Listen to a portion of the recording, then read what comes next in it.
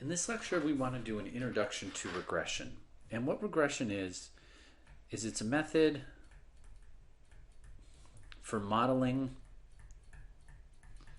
the relationship between two variables. Now, when I say modeling, what I mean is I want to fit the relationship with the mathematical equation.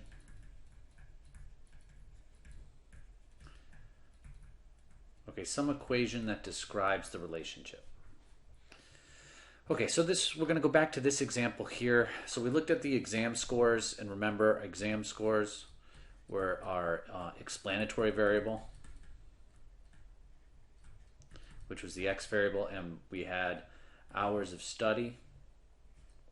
This was the response variable, the y variable. And what we saw here was we saw that this had a positive linear relationship.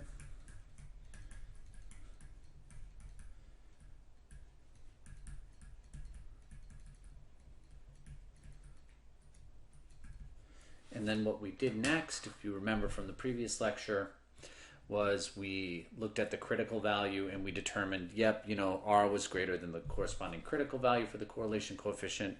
And there's for sure strong evidence of a positive linear relationship between these two variables.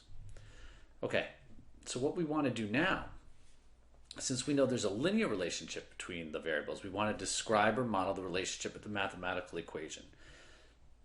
And so if you look here, what I want to do, since it's a linear relationship, I'm going to describe the relationship with the equation of a line. Okay, so we're going to use this, if you recall from algebra, y is equal to mx plus b. Okay, remember y here is our exam scores. And we're going to say our exam scores is equal to m, which is going to, if you recall from algebra, is the slope of the line.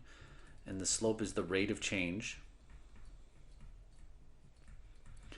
X here, all right, X, remember, was the hours of study. And then finally, this B here, that's the y-intercept. So basically what's going to happen is we're going to have to somehow find this equation of the line. Okay, and how do we do that? Okay, or let me rephrase that. Before we get to that, why do we do this? Okay, so we model this relationship so we can estimate for unknown values. For example, if you look here, there's no value of 5 hours. So if you were going to study for 5 hours, what exam grade would you expect to get? Well, we would expect you to get between a 65 and a 78, but like what exactly? Or if you wanted to study for 10 hours, here, what exam score would you get? Okay, that's what we use this for. We use it to estimate for unknown values. Okay, so how do we go about finding the equation of the line? Well, what we're actually looking for is we're looking for the line that, what I say, quote unquote, best fits the data. So like what I mean by best fits the data, look at this line. Does this line do a good job going through the data? No. Does this one? No. Does this one? No. Not even this one, okay? So how do we find this line here? Okay, the line that literally best fits the data. Well, it turns out there's only one best fit line.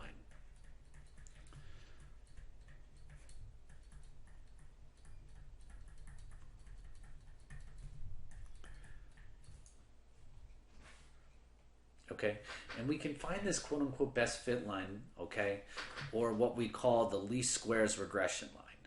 Okay, to do this, we use the concept of least squares regression.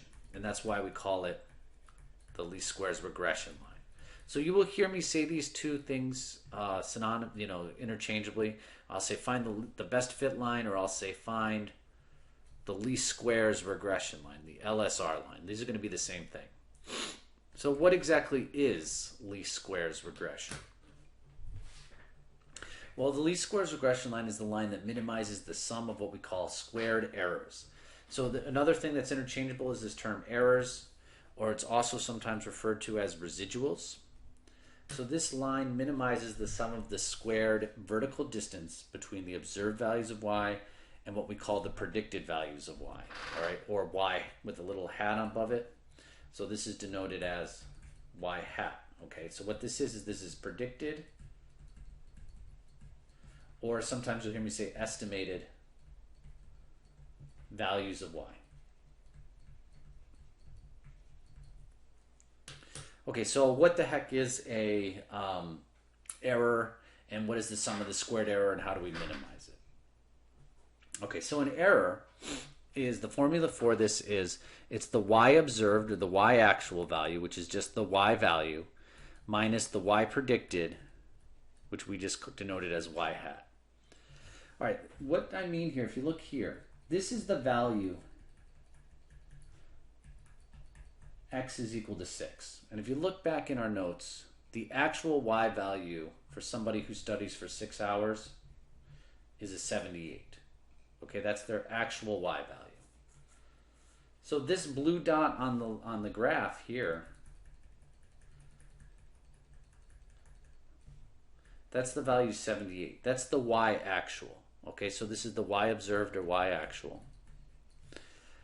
This line predicts, okay, the mathematical equation that best fits the data says that somebody who studies for 6 hours should get this score. Well, if you look, it's not a 78. It's a little bit lower than it. I don't know what it is, but let's just say it's 76. Okay? So the actual person got a 78, but the model said they should get a 76. The model made an error of 2. Okay? So if you notice here, all these points are going to have little errors. Okay? Some errors are going to be below the line. Some errors are going to be above the line. So what the least squared regression line does is it takes all the errors you would get, okay, and it squares them and sums it up, and this line produces that smallest sum, okay? So this line, the least squares regression line, produces the smallest sum of the squared errors.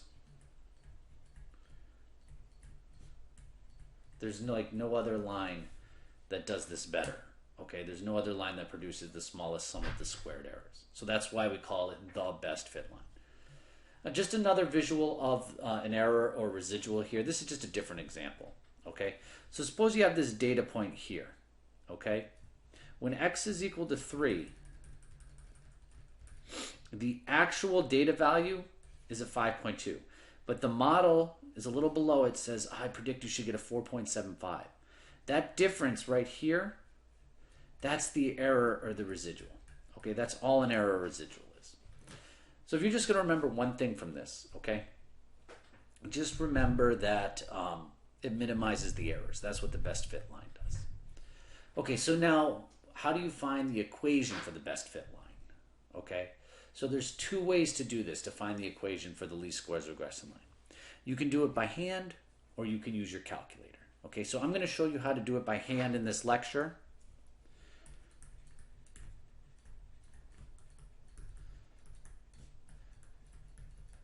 Okay, but going forward, you can just use your calculator.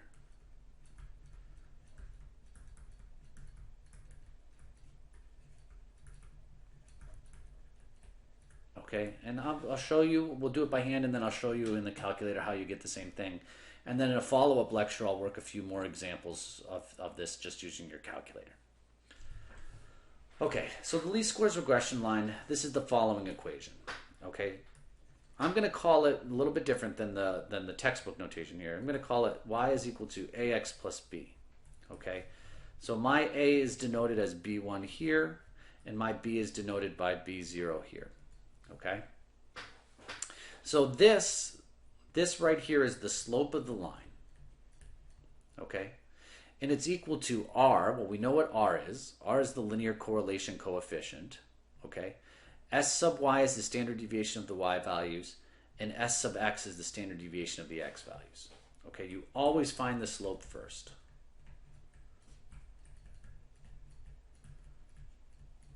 Always, always, always find the slope first. Okay.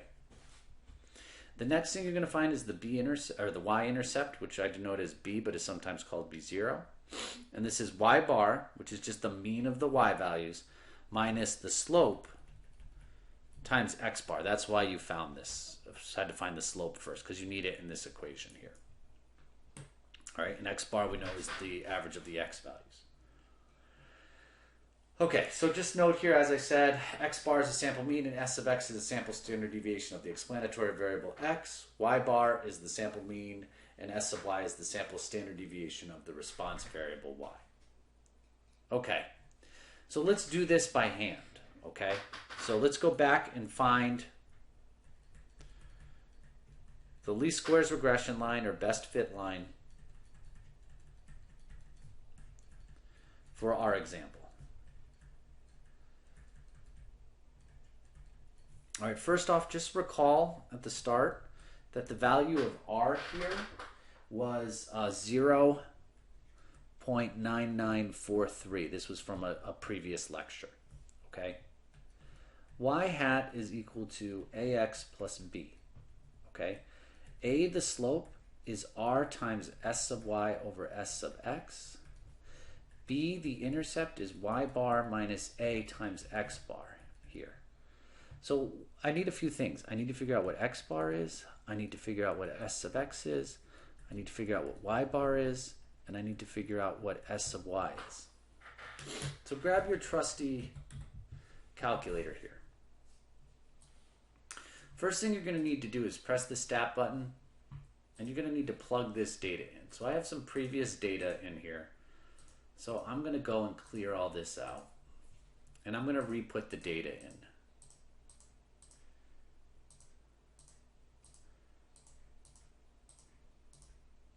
So just putting the data back in.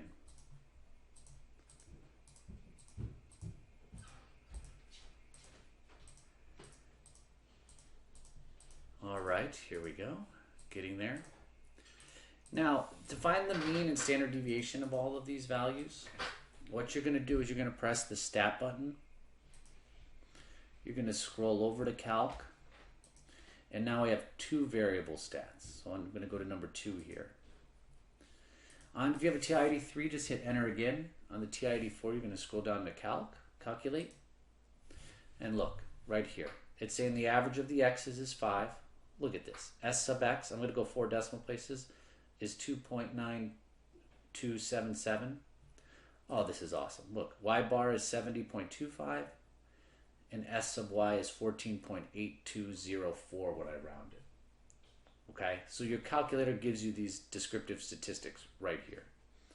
So I'm just going to re-put these in here. X bar, going back in your calculator, you saw you got 5. S sub x got me 2.9277. Y bar was 70.25. And S sub y ended up being 14.8204 when we rounded it.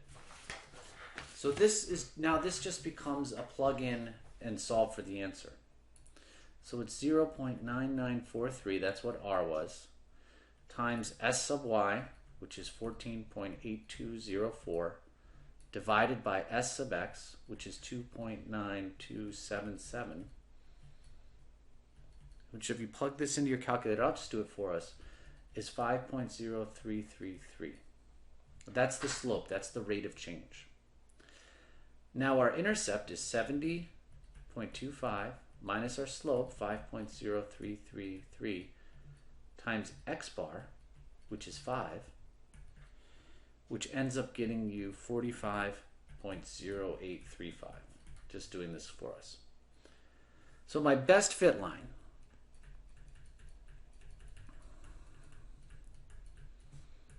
y hat is equal to a, our slope, which is 5.0333 times x plus 45.0835. And just so we're clear what's going on here, okay? Y bar here is the predicted, or y hat, excuse me, or estimated exam score. And that's equal to the slope times x, which is the hours of study, plus the y-intercept. Okay. So let me show you that indeed that this line fits the data well. Okay, so going back to our calculator. If you take and hit the y equals button, you see this y1. Let's put in our equation. It's the slope, 5.0333, times x. So you're going to press this button here. This is the variable button. Plus 45.0835. And now watch what happens when I hit zoom. I'm going to zoom stat to this so it's zoomed around the data. Wow, look at that. That line fits the data perfectly. Perfectly.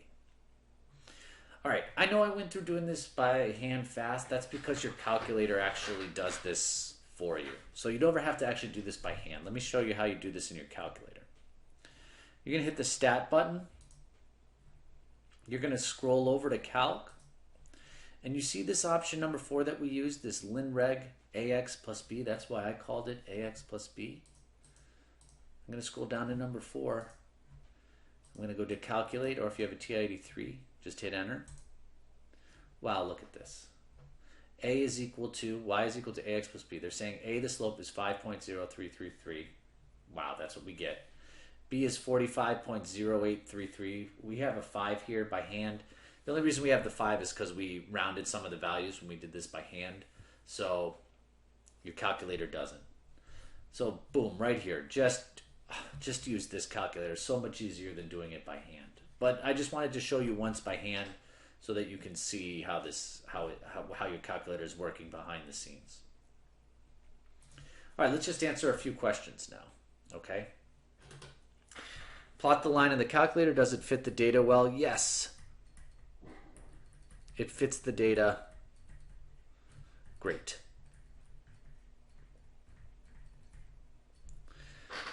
Okay, let's use the least squares regression line to estimate the exam score for someone who studies for 5 hours.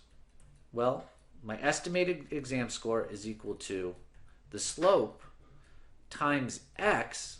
But look here, I'm telling you somebody's studying for 5 hours, so I'm giving you x plus 45.0835. If you were to plug this into your calculator, you would actually just get 70.25, which in this case is exactly y bar, but that just worked out that way just with the example. That's not how it will always work out. Use your least squares regression line to estimate the exam score for someone who studies for 10 hours. So I'm telling you x. I'm telling you they're going to study for 10 hours. So the estimated exam score is equal to your slope times the number of hours you're studying. Now if you plug this into your calculator, 5 times 10 plus this, you end up getting a 95.4165. So here, let me interpret these for you, okay? We predict a score of 70.25 for 5 hours of study. And here we predict a score of this 95.4165 for 10 hours of study.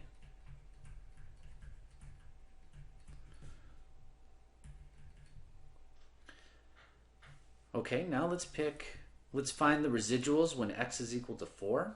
Okay, this is a weird question. So remember, the residual is the same thing as an error, and it's equal to the y actual or y observed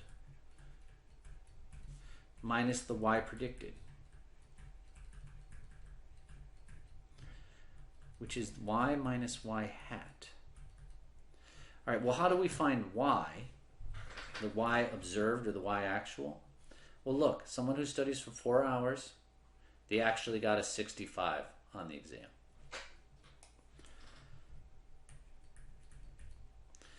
The y predicted, how you would find that? Well, you would just take 4 and plug it into the model.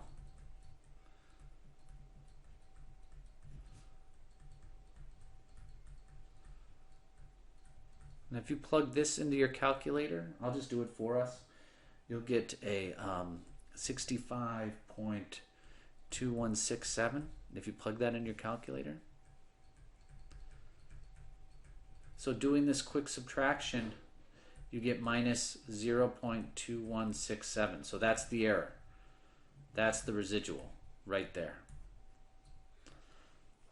And I'll just move it up here so you can see it.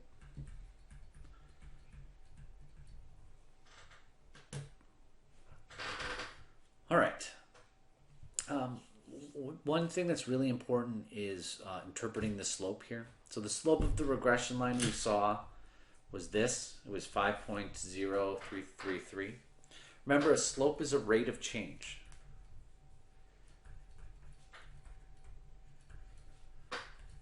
All right, so for each additional 1 hour of study, the exam score, you can see, increases by 5.033 points on average. So remember, the slope here, your equation, y is equal to 5.0333x plus 45.0835. What the slope is saying, when x increases by 1, which would be 1 hour of study, our y, which is the exam score, increases by this much. We say on average because, you know, some students who study for an additional hour will see this go up by more than 5. Some will see it go down by less than 5. So this is just that average rate of change. All right. Interpreting the intercept is a little bit trickier. For this one, the intercept has a interpretation. I'll do an example in another video where it doesn't. So to interpret the y-intercept, we must ask 2 questions. So 1, is 0 a reasonable value for the explanatory variable? So can someone study for 0 hours? Sure, yes. Okay. And second, do any observations near our x is equal to 0 exist for the data? Yeah. If you look back, we have some for x is equal to 1, x is equal to 2. So yes. So since you have yes for both these questions, all right, it is reasonable to the interpretation of the y-intercept is reasonable. So basically plugging 0 in for x, a student who studies for 0 hours, all right, will get a score of 45.0835. All right, one last thing. If the least squares regression line is used to make predictions based on values of the explanatory variable that are much larger or much smaller than observed values, like for example, if I say someone who studies for 50 hours, like that's just so far past any observed values, we don't know if there's still a linear relationship. We say that the researcher is working outside the scope of the model, and never use a least squares regression line to make predictions outside the scope of the model, because you just can't be sure that this linear relation continues to exist. All right, class, I'll follow this video up with another video just working 2 examples so we can get more practice at this.